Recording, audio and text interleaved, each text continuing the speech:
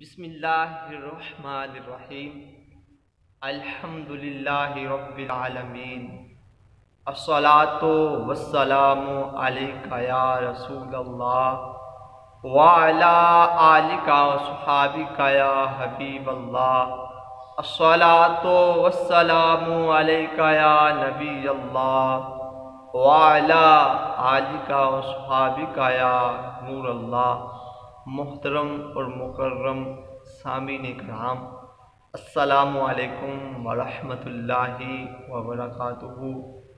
میرے مدنی آقا مدینے والے مصطفیٰ رحمت للعالمین محبوب رب رحمان صلی اللہ علیہ وآلہ وسلم کی حدیث پاک کا بڑا ہی پیارا مفہوم ہے، آئیے سننے کی سعادت حاصل کرتے ہیں۔ میرے آقا و مولا صلی اللہ علیہ وآلہ وسلم نے کیا ارشاد فرمایا؟ میرے آقا نے ارشاد فرمایا، جو مجھ پر ایک دن میں 1000 بار درود پاک پڑھتا ہے، ایک دن میں 1000 بار درود پاک پڑھتا ہے، وہ اس وقت تک نہیں مرے گا جب تک جنت میں اپنا مکان نہ دیکھ لے۔ کیسا پیارا یہ وظیفہ ہے، کیسا پیارا یہ عمل ہے۔ میرے آقا و مولا محمد مصطفیٰ صلی اللہ علیہ وآلہ وسلم نے ہمیں یہ بتا دیا، اپنے امتیوں کو یہ بتا دیا کہ تم تب تک اس دنیا سے نہیں جاؤ گے، تمہاری آنکھیں اس وقت تک بند نہیں ہوگی جب تک تم جنت میں اپنا گھر نہ دیکھ لو گے۔ تو جنت میں کیسے ہم گھر دیکھیں گے؟ حضور پر درود پاک پڑھنے کی برکت سے۔ تو اللہ تعالیٰ سے دعا ہے کہ اللہ تعالیٰ ہمیں درود پاک پڑھنے کی توفیق عطا فرمائے۔ تو کچھ دوستوں نے یہ کہا تھا کہ حضرت استخارے کے بارے میں بتائیں کہ ہم استخارہ خود کر سکتے ہیں کہ نہیں کر سکتے، کیا ہم کسی سے کرائیں؟ تو اس کے حوالے سے یہ بتائیں کہ استخارہ کس طرح کیا جاتا ہے۔ تو انشاءاللہ الرحمن میں استخارے کے بارے میں بھی یہ بات آپ کو بتاتا جاؤں گا۔ اس سے پہلے اگر آپ نے ابھی تک ہمارے چینل کو سبسکرائب نہیں کیا تو جلدی ہمارے چینل کو سبسکرائب کریں۔ اس سے کیا ہوگا، ہر نئی سے نئی آنے والی ویڈیو آپ کو بآسانی مل جائے گی۔ تو استخارہ کہتے کسے ہیں؟ استخارے کے معنی کیا ہیں؟ استخارہ کے معنی یہ ہیں کہ آپ اگر کوئی اچھا اور نیک کام کرنے جا رہے ہیں تو اس سے مشورہ ہے، اللہ کریم جل شانہ سے مشورہ کرنا ہے، رہنمائی طلب کرنی ہے کہ مولا میں یہ نیک اور اچھا کام کرنے جا رہا ہوں۔ مثال کے طور پر آپ شادی کرنے جا رہے ہیں، آپ کاروبار شروع کرنے جا رہے ہیں، آپ پڑھنے جا رہے ہیں اسکول کے سلسلے میں یا کالج کے سلسلے میں یا دینی سلسلے میں پڑھنے جا رہے ہیں، یا آپ کے گھر میں آپ نیا گھر بنانے جا رہے ہیں، یا آپ کوئی سفر پر جا رہے ہیں، کسی جگہ کسی کنٹری میں جا رہے ہیں۔ تو یہ سب باتیں، ایسی اور بھی باتیں ہیں نیک اور اچھی باتیں جس سے ہم نے اللہ تعالیٰ سے رہنمائی طلب کرنی ہے، استخارہ کرانا ہے کہ مالک میں یہ کام کرنے جا رہا ہوں، کیا میرے حق میں یہ بہتر ہے کہ نہیں، یا رہنمائی عطا فرمائے۔ تو استخارہ جو ہے نا، استخارہ بزرگان دین سے بھی ثابت ہے کہ ہمارے جو اسلاف تھے، بزرگان دین تھے، وہ بھی کیا کرتے تھے اور وہ تنقید کیا کرتے تھے کہ آپ خود کریں استخارہ، ٹھیک ہے۔ آج کل جو ہے نا ہمارے یہ جو لوگ ہیں نا، بابا جی کو ٹور جاندے نے، بابا جی استخارہ کرو، عاملہ کو ٹور جاندے نے، جنہوں جناب غسل دے پتا کوئی نہیں ہے، وضو دے پتا کوئی نہیں کہ وضو کس طرح کرنا ہے، وضو دے کنے فرض نے، غسل دے کنے فرض نے، اسی انہاں عاملہ کو ٹور جانے، پھر وہ سانو جو ہے نا اللہ معافی دے بڑے غلط کام کر دینے ساڑی عورتوں دے نال۔ تو بہرحال وہ ایک علیحدہ مینٹل ہے، انشاءاللہ کدی پھر گفتگو دے کراں گا۔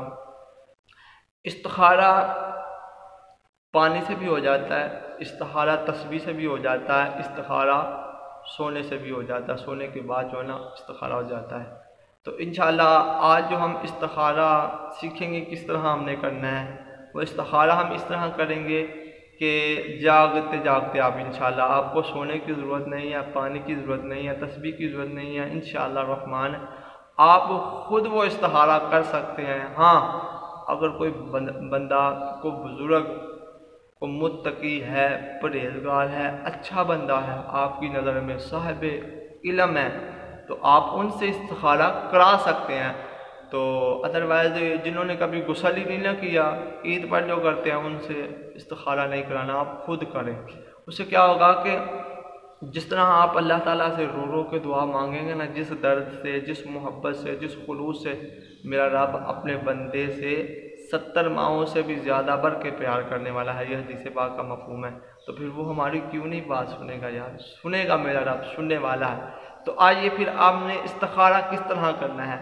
ہم نے استخارہ اس طرح کرنا ہے، استخارہ کرنے سے پہلے آپ نے ایک جگہ کا تعین کرنا ہے کہ جہاں پر آپ نے استخارہ کرنا ہے۔ آپ اکیلے ہوں چند منٹ کے لیے، چند منٹ آپ اکیلے ہو جائیں، جہاں پر آپ نے استخارہ کرنا ہے وہ جگہ بھی پاک ہو، آپ کا بدن بھی پاک، آپ کے کپڑے بھی پاک ہوں، ٹھیک ہے، وہ جگہ بھی پاک ہو، آپ کا بدن بھی پاک ہو، آپ کے کپڑے بھی پاک ہو۔ اگر آپ ایسا نہیں نہ کرتے، آپ کا بدن نہیں پاک ہوتا، کپڑے نہیں پاک ہوتے، جگہ نہیں پاک ہوتی، تو پھر وہ استخارہ جو ہے نا وہ عمل کرنا آپ کو اچھا نہیں، خوشی پہ آپ کو فائدے کی بجائے نقصان ہو جائے۔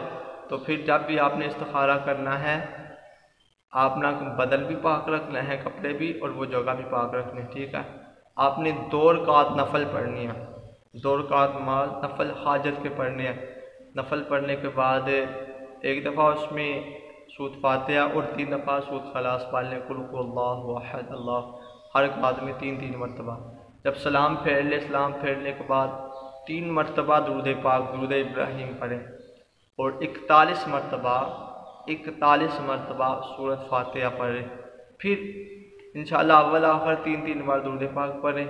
تو اگر سورۃ فاتحہ پڑھتے پڑھتے آپ کی زبان جو ہے نا،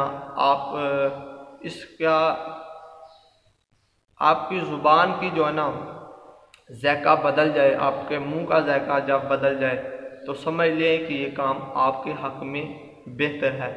اگر زبان کا ذائقہ نہ بدلے، ٹھیک ہے، تو پھر یہ آپ کے حق میں کام بہتر نہیں۔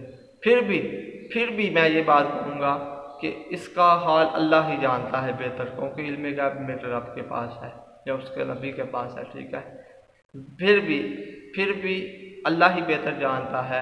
ہاں اگر آپ استخارہ کرتے ہیں تو آپ کے حق میں کوئی عمل اچھا ہو جاتا ہے، زبان کا ذائقہ بدل جاتا ہے، کروٹ آپ کی زبان میں کروٹ آ جاتی ہے، ٹھیک ہے، کرواہٹ پن محسوس ہو جاتا ہے، تو آپ کے حق میں ہوگا۔ اگر پھر بھی اپنا ذائقہ چینج ہونے کے بعد منہ کا آپ کا کام صحیح نہیں ہوتا، ٹھیک ہے، تو ہو سکتا ہے کہ اللہ تعالیٰ آپ کے حق میں اس سے بھی بہتر کچھ کرنے والا ہے، ٹھیک ہے، اس سے بہتر بھی ہونے والا ہے۔ تو کوشش کریں استخارہ جب بھی کریں، خود کریں، اکیلے کریں، جس طرح میں نے یہ بتایا۔ استخارہ کیسے کرنا ہے؟